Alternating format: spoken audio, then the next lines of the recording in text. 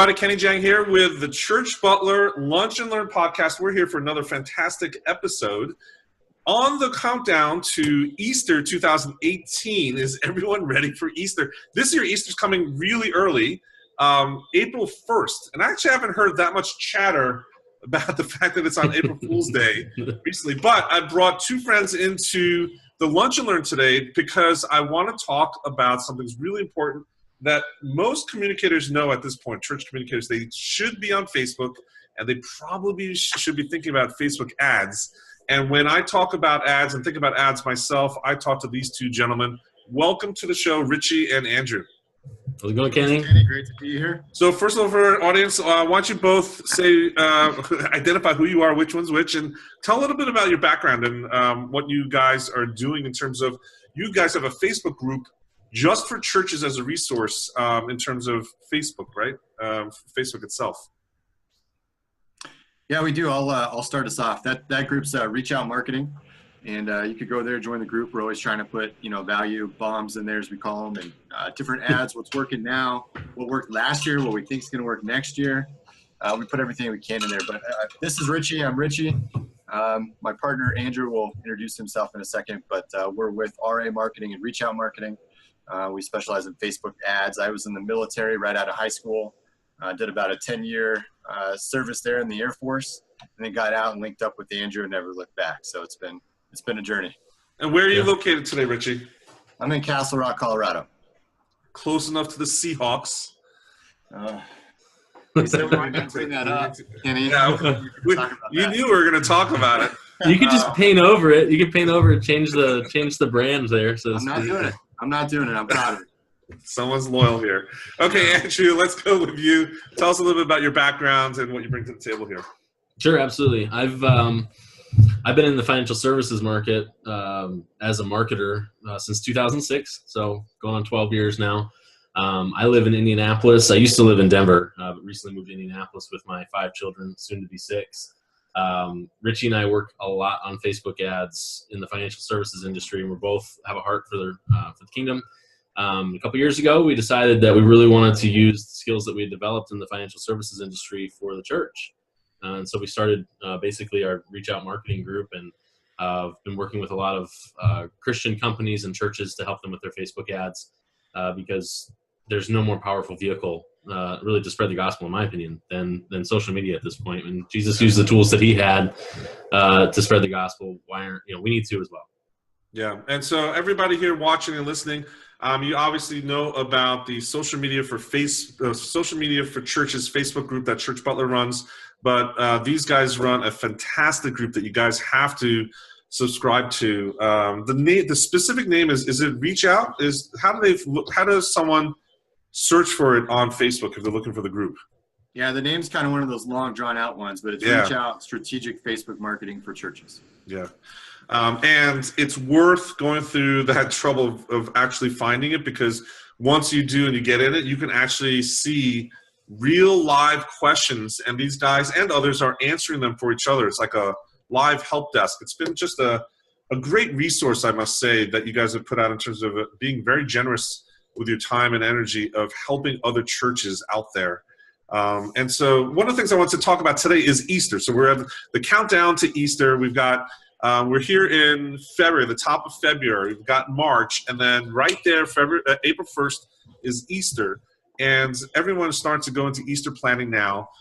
Facebook ads is something that everyone is talking about in different circles. But you know what? Most people, quite honestly, I think many church communicators have either never run a Facebook ad or never run a successful Facebook ad, or even if they've been running ads, they're still a little bit like not that confident about what they're doing. And I'm loving this thing that you guys are bringing to the table, a great resource that is almost like a do-it-yourself but done-for-you kit. So share a little bit about what that is with people here today.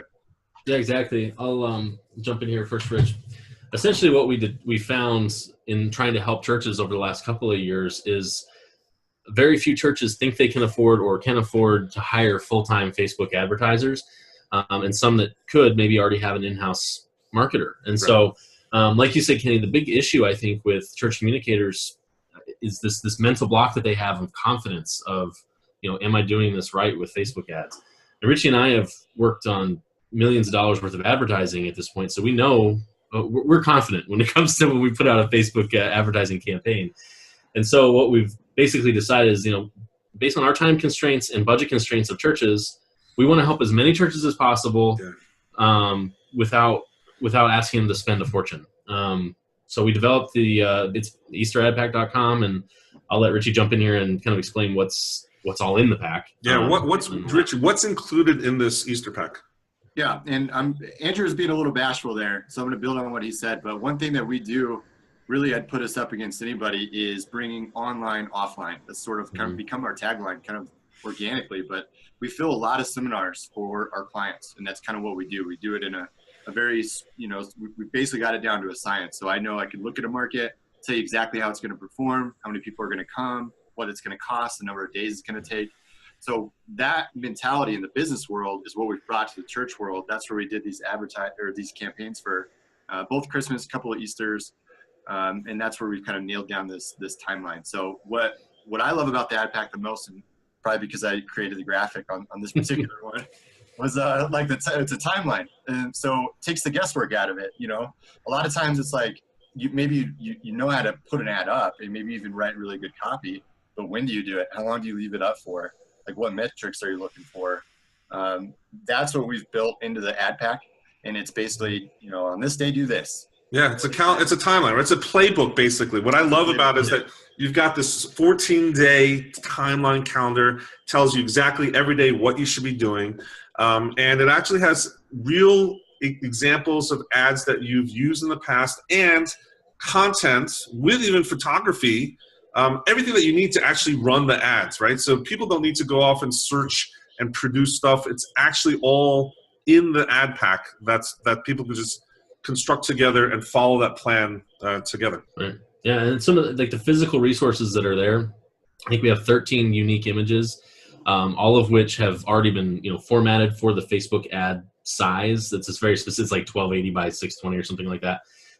We've already formatted for that. We also provide the original images in case you're, one of those types that's got Photoshop and you want to change all the stuff up. But we've also given examples of, based on this style of ad, this type of picture, if you will, this is where you should put your logo.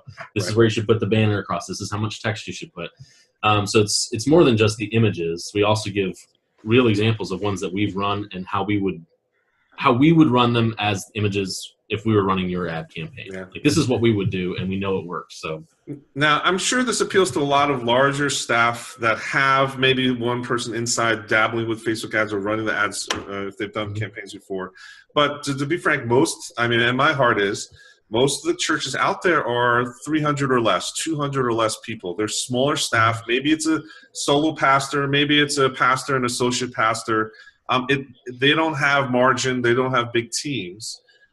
For that type of person, could you share a little bit about, or do you have an example of any churches that are smaller in size that you've done online to offline, and what type of results can someone expect, right? So it's easy to say, hey, if I spend $10,000, we're going to get some people that are mega church to come. But for a church that's running 200, 300 people, what can they expect with an ad campaign that you're going to run, something like they're going to run in the ad pack? Yeah, I'll start, and then Andrew, why don't you tell us about it? Because it was kind of a personal connection for this small event that we ended up running. But that's the Facebook ads don't have a price on it, right? I mean, every click costs, every lead costs. But what's beautiful about it is you develop your own budget and you work backwards. Everything in marketing, especially Facebook marketing, is reverse engineering the whole funnel. That's marketing 101. So if you say that your budget is only $100. Take our timeline and break that up, break the $100 up. We kind of built it loosely on about $1,000, and that's a pretty good benchmark. I would say it's just $1,000 for a 14-day campaign, but it could certainly be a lot less. And I think that's what we did, right, Andrew, for that church in Denver? Yeah, that was it was actually a good friend of mine who is the worship pastor there. Pressure was on. Yeah, the pressure was on. And I'm still really good friends with him, so we didn't screw it up too bad. But it was a special Christmas event that we were doing for them. And their average Sunday morning attendance is probably 400 members thereabouts, maybe 500 with guests. Yeah, it's definitely not a mega church. Not a mega church at all. They actually used to be back in the day. They were real big, but they've really shrunk in size in terms of how many people they. And one of his responsibilities as the worship pastor is to kind of re-engage with millennials, if you will. And so we ran this event for them, the marketing for it, and I think we spent grand total $680. I mean, it wasn't much. It was pretty light, and their normal attendance at this event year to year had been like 150 people, and we had 450 people there. Wow. So that wasn't a Sunday morning, to be fair, but they reported about a 30% increase in attendance the following Sunday. Wow. Mostly made up of new visitors. So that was what was encouraging to me. And then actually that was true for every campaign that we ran. They were all excited about the numbers that we generated for the special event, for the special Easter service, for the special Christmas service, what have you. But some of the reports we got back, two things. First, they all reported that attendance both before and after the event, the weeks before and the weeks after, were higher because of obviously the community engagement with the Facebook posts. And then a couple of the churches actually reported back how many people made decisions and came forward to claim Christ at the special events. Wow. And that was super encouraging to Richie and I. And I personally had a hard time kind of grasping, like, wow, we actually were a part of that. Yeah, that we contributed to that. We still do that. And it's I don't know, I'm not ashamed of it by any means, but it's really hard for me to say, we had 235 people said they got saved as a result of our Facebook ads. And that was, we're building out the ad pack, and we're like, are we reading that right? Because I don't want to put 235 people in 4 churches. We're still pumped about it. That was a year ago, and we're still kind of beside ourselves. Yeah, I think this is and this is a word of encouragement for the church communicators watching and the pastors that are watching. Many churches are in a hard environment. They haven't seen growth. They haven't seen new people come in their doors on a regular basis in streams of people, right? But when we do our work well as communicators, and this is why we're biased, we're communicators, but when we do our work right for church marketing, it's something really special that we are a part of. We're invited into this God's story in each community that we're trying to enable. And I think it's really cool when you're able to see the upside and bringing new people in the door. It doesn't need to be salvations immediately, but just taking that one step closer for as many people as we can. I think it's something that we cherish, every one of us. So that's one of the reasons why we were saying, hey, let's be aggressive with advertising this Easter, because the communities and the culture out there is receptive to it, and let's take advantage of this opportunity to do that. So that's a great story. I'm sure you have other stories for larger churches as well. One of the questions that I've been waiting to get you guys on the line for is really, how much time over, say, that 14-day period does someone need to invest in actually, do they need to be watching the ads like every hour on the hour, or do they, right? This is a big unknown for many people who've never run ads before. How much time should they be budgeting? Is this a half-time job? So could you tell us a little bit what they're going to invest in this ad pack, but how much do they need to cordon off in terms of time, space, energy, resources? Yeah, I mean, I'll be the first to admit that whenever I launch a brand new campaign, I'm addicted to watching it for the first couple of days. We're looking at it. Quit looking at it. One of the most important things about starting a campaign is to not mess around with the ads for the first 24 to 48 hours. Yes. So once you've got it launched, and that, if you've never done it before, it'll probably take you a couple hours to actually build it and learn the system. If you've done it before, it'll take you a half hour to launch the ads. But after that, walk away from it for the first 48 hours, and then come back to it, and probably plan to spend, I would say, 30 minutes to an hour every time you're going to make a change or make an update, because you want to make sure you're analyzing the analytics and making changes that are smart. You're going to have to analyze each ad, see what the reactions look like, see what the click-through rates are, and all this. I mean, you're going to have to study that stuff to make sure you're making the right decision. But at the same time, Don't get stuck in the mentality. I'm managing these Facebook ads and I have to manage them like a high level Facebook ads manager would. Yeah. Because you can get into analysis paralysis and really just go with what makes sense. And okay, this ad has got the cheapest clicks, it's got the most engagement, it's winning. Turn off the one that's not. And don't, the number one thing I always do is I get emotionally attached to an ad. Yeah. Don't do that. That would be my advice. Yeah, Don't get stuck. Really So on average over the 14 days, how much time do you think someone should budget? Is it half an hour a day, an hour a day, 3 hours a day? What on average, what's this? Give them a sense of how much time. It's not a lot of time. I mean, for us, 30 minutes. Yeah, 30 minutes. But we have a lot of experience in the platform. So that's how I'll answer your question. If you have never been in there, it might take a little bit longer. If you have been in there, it's not going to take long. Just talking about studying the analytics and stuff. And basically, we've built into there where you can like split test. So we say, take this exact ad copy with these 2 images, because images are 80% of the ad's effectiveness. Throw those up. Don't touch them for 36 hours. After that, just look at the simple numbers. What's my cost per click? This one's lower than this one. Turn that one off. Put a new ad up. So we try to keep it really, really easy. You could get in depth, and if you know how to do that and want to, and that's fun, do it. But otherwise, just keep it simple. And those instructions, even for carrying out that simple A/B split test, you guys have put that in the ad pack. Yeah, absolutely. Yeah, that's one thing we talked about pre-interview, because I think that's really important. That it's a lot of times there are resources out there that just assumes knowledge, and Facebook itself, as we know, as practitioners, Facebook changes the rules every day on us, right? And it gets complicated. So I love the fact that you're trying to boil it down to something that's really super simple and easy to follow for 2 weeks or more. Now, in terms of best practices, let's talk about the actual ads. Where are they pushing traffic to? What are people supposed to be clicking on and actually going to? Ideally, it would be like a landing page that you've developed specifically for your special Easter service. I know not all churches have the resources to do that, but certainly having a website with a page at least that's specific to the Easter service, that you have. I mean, if you just send them to your website, effectiveness is really only on the ad level as opposed to what you can communicate on the page.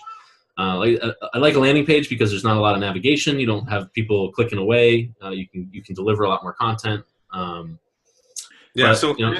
specific page about Easter, right?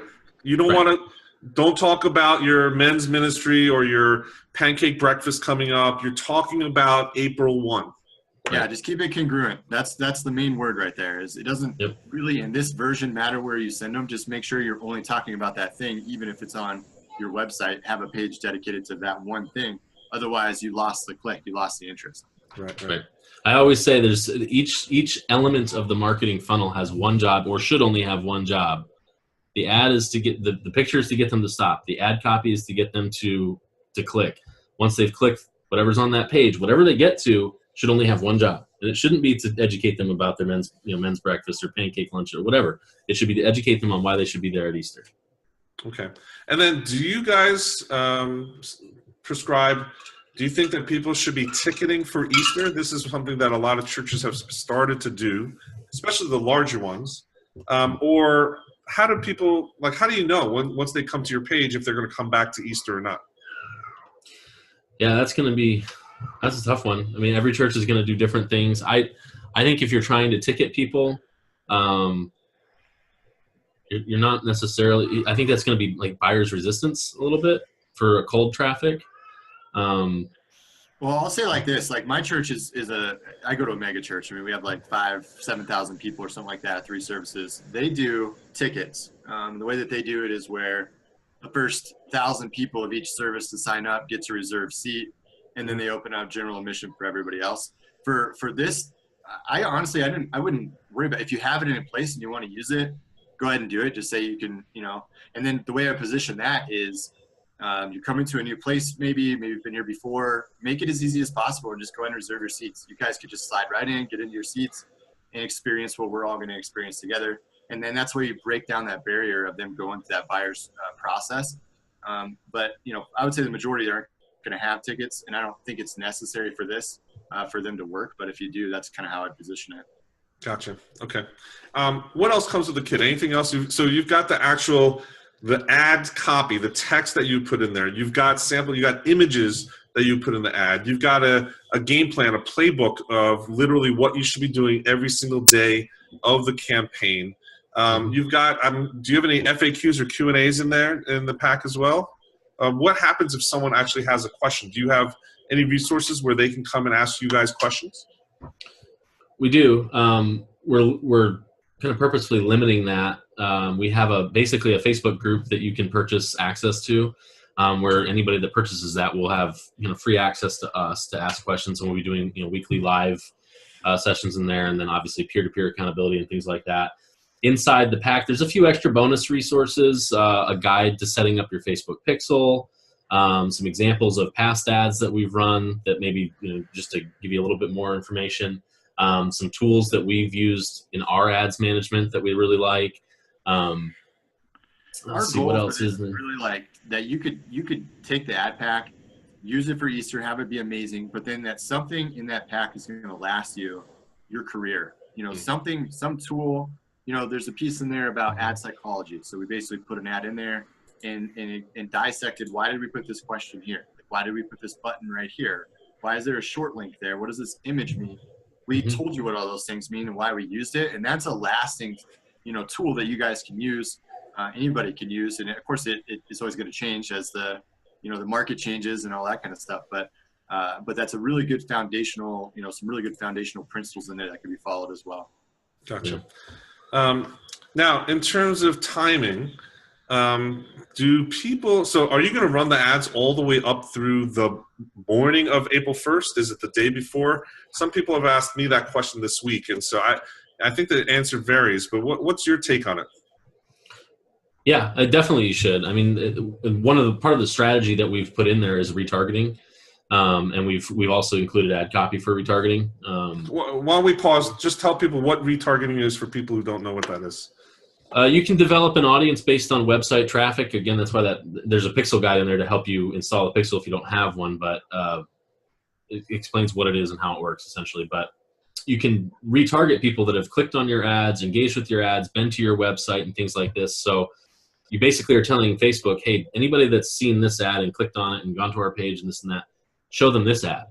So you're basically chasing them around on Facebook with an additional message. As in some cases, as nothing more than a reminder. You were interested in this event, don't forget. Or will we see you there? You didn't claim your ticket, if you're doing a ticket method, something like that. So yeah, run your ads all the way up to the day of the event. And that's one of in the game plan that Richy drew up there. Essentially, it has you running ads, traffic ads, I think until 2 days before the event, right, Rich? And then retargeting after that? Yeah, you got it. Yeah, it's like morning. Well, we're going to run ads all the way till the morning up, but you're going to turn those retargeting ads basically on 4 days prior to the first event. Yeah. So basically what you're doing is people you've shown ads to for the first 10 days of your campaign, in that 14-day campaign, people have been to your website. Then what you're doing is stop showing them that initial ad. Let's show them a different ad, knowing that they've actually seen our ads or clicked on it or been to our website, and show some sort of secondary call to action as we get closer to the event. I guess that's what you're saying.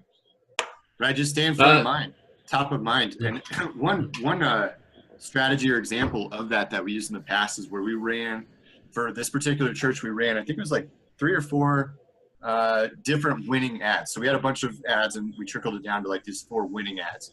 And then when we decided, okay, it's time to retarget because we're only a couple days away from the event, we wanted to remind them. We're not, we know, but we didn't want to break it up into individual retargeting ads. So we just combined all those into one audience, put all those images into one image, and then said, will we see you there?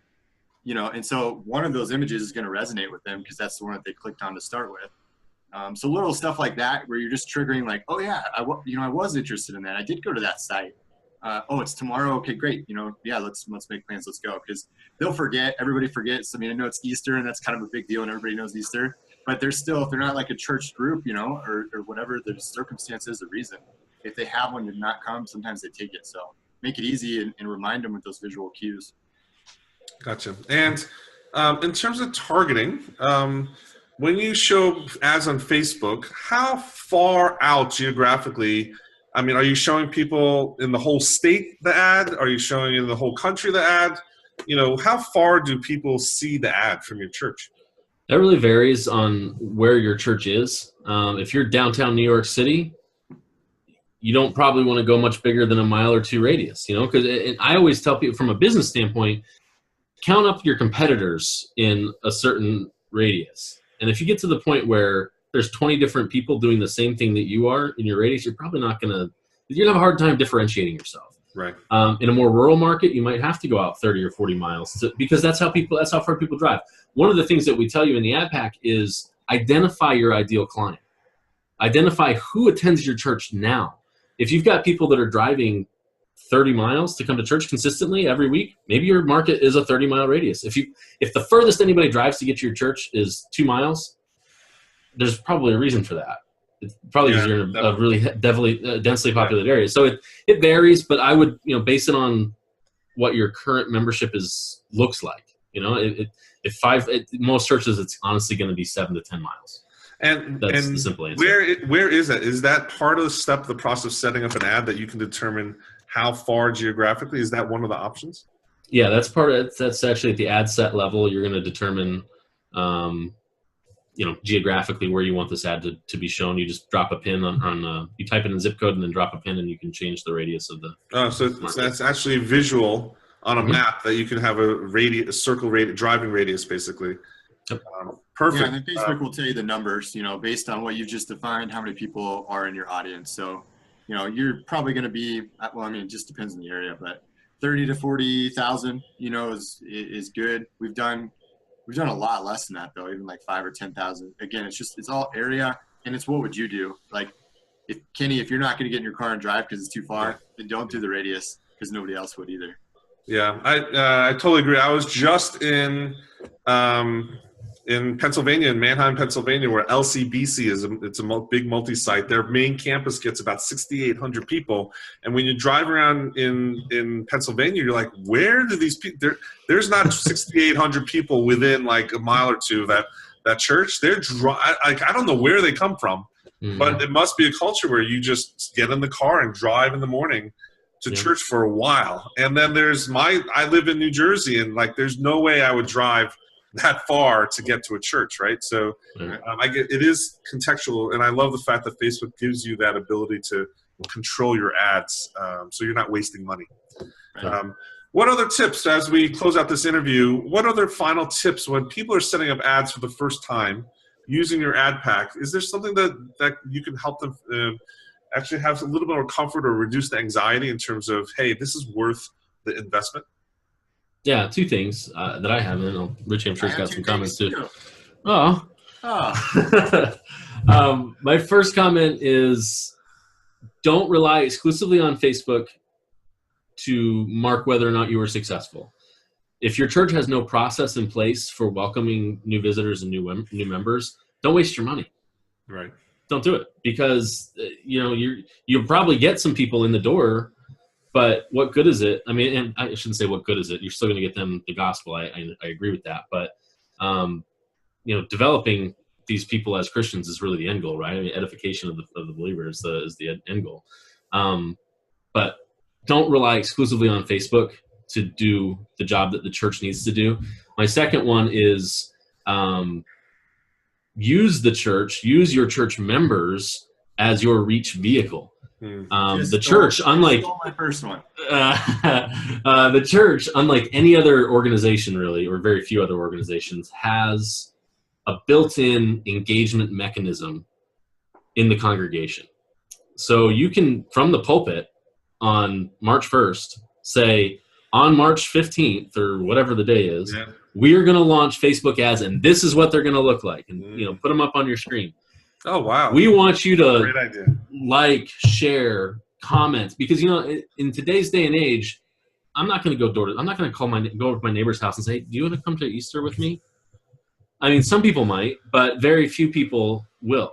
But I'll like an ad, I'll share an ad, and you know what? I'm friends with my neighbor. He's going to see that. So you can organically expand the reach of your Facebook advertising. So, and to say that, basically, make sure your church is a custom audience inside your Facebook ad account, because then you can make sure they see the ads. Right. but encourage Oh, them I to love do it. that. I love that tip. I love the tip of even showing the explicit ads you're running, telling them that you're doing a campaign. It's like, hey, help us out by commenting, liking, sharing those things. When you see them, it helps when you actually do that. So that's a great one. Richie, what about you? You've had some time to come up with this new second one. He took my first one, but that's all right. I can piggyback. So I would say from a tech standpoint, a lot of people get really overwhelmed with Ads Manager, because let's face it, a lot of times what happens in the church is they'll post something and then Facebook says, hey, like, here's a boost button, push this boost. And that's not really what we're talking about at all in this ad pack. But don't let that be an intimidating factor, because go into Power Editor, and some people will say, Power Editor's going away, don't get in there. Right. It's still there. We still use it. Get in there. You can't mess up in Power Editor because it's not live. If you do a Ads Manager, it is live. You can't publish, you can't save until you go live. Yeah, Power Editor is that downloadable piece of software that allows you to assemble the ads offline. You can edit them, etc., and then put the ads online. Yeah, it's clear. It's not downloadable. It's inside of your ad account. You click. It's an offline version of the tool, but still online. It's not. Correct, you can edit everything, but nothing is live until you actually tell it to go live. Yeah, and it's free. It's free. It's free. You can find it, download it, mess with it, but that'll allow you to really get in there, and then you can start playing with your audience. It'll give you a preview of what your ad looks like, before you ever go live. So there's really nothing to worry about there. The other tip is if you get into our Facebook group, and Kenny, we could probably put it in yours as well, but it's called the steroid boost. And so if you are going to post something, building on Andrew's point of how the reach vehicle is your congregation, the reason for that is social proof. And that's really what builds anything. If you have an ad that has 200 likes and loves and comments on it versus one that's brand new, you're going to click on the one that people are gravitating toward. So the steroid boost will show you how to take a post and turn it into an ad and then scale it up from there, which could be really, really effective. Or take an ad and then carry it over into a new ad using that same engagement. Gets a little techie, a little dorky. That one's a little bit advanced, but very, very effective. We use it in every single campaign. Yeah. And I've seen that in action with a campaign that you guys are working with me right now, that you're using social proof to actually turbocharge it, steroid boost. So I love that strategy itself. Well, as we close out, two things. Can you give us your digits? How do people reach out to you outside of the Facebook group? What's the best way to reach you directly, each of you? And two is, how do we get hold of this ad pack? Can you give us a place to look up? It's going to be on Church Butler. If you go to butler.church/Easter ad pack, that's one URL. But your site itself, give everyone a URL that people can type into their computer. Yep, that's just easteradpack.com. And if you're listening to this podcast, make sure you go to Kenny's site, though. We would definitely want you to use Kenny's site, as we want to track how many people he's sending our way. But, easteradpack.com. And our contact information, honestly, the best place to catch us is on Facebook. Yeah. We're really active on Messenger. If there's a question that you have there, that's the best place to catch up with us. I'm just Andrew Riis. I think I'm probably the first Andrew Riis on Facebook, so I think it was just Andrew.Riis. My last name is spelled R-I-I-S. Yep. Yeah, two I's. And if you're friends with Kenny, I'm friends with Kenny, so you can search his friends list and you can connect with me that way. Yeah, the other way would just be richyandandrew.com. You can go there too, and there's there's a phone number and an email address. You guys can hit us up. That's true. It's RICHY, not TCHY. And he's sensitive about that. I know you people. I know that. RICHY and Andrew.com. Or the poorseahawksfan.com. I should buy that URL. I haven't bought that yet. We have URLs. We'll put Richie's big fat face on the whole page. Well, that would make it effective. So maybe well, I appreciate you guys. First of all, thank you for putting this resource together for church marketers and communicators. It really is something that you guys, I think, again, everyone out here, these guys do this for a living, and their specialty is, I don't want people to get lost in this, especially of using ads online to drive traffic to offline events. That's not something that most people do in terms of the ad world. Usually we're advertising stuff just to get people to our website. And so this is something that churches need to pay attention to, this nuance of this niche of how this the strategies and using the psychology of ad development and stuff, all this stuff is really great for churches in particular. And so the fact that you guys are trying to, almost like dumb it down and make it accessible and democratic for everybody, I just love it, love it, love it. And thank you so much for spending time with us today here at the Lunch and Learn. We'll have to have you back on just to talk about general Facebook, not just our events, but general Facebook tips and tricks, if you guys will come back. I'm sure we will. Yeah, we'll definitely come back. We're honored. We appreciate what you do, Kenny. Thanks for serving your audience the way you do and giving us the opportunity to come on. So. Yeah. Well, thank you everybody here for listening. Hopefully you guys picked up a tip or two, and make sure to check out the Easter ad pack.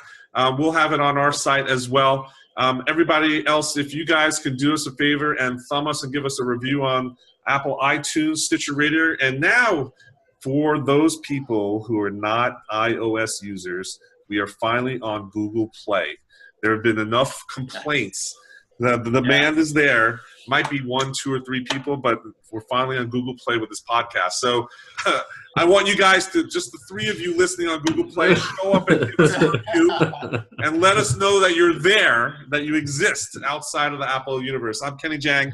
Thank you so much for watching, and we'll be back next time here at the Church Butler Lunch and Learn.